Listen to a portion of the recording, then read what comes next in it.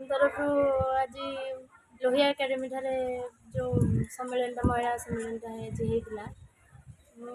भुवनेश्वर अरविंद नगर बस्ती 9 number ward रु आसी मो ना अर्पिता राउतराय। आज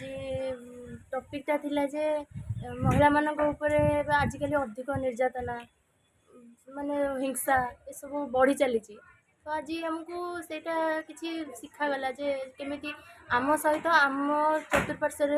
पाखापाखि एरिया जो मैंने सब अच्छा महिला मैंने निर्यातित होती हिंसार शिकार होती आम से से सब रक्षा कर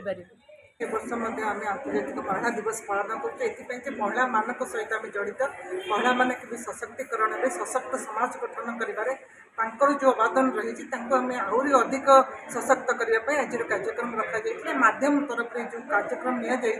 विभिन्न बस्ती विभिन्न क्लब मान संगठन कराई जो महिला मैंने सशक्त महिला मान से क्लब मेम्बर अच्छा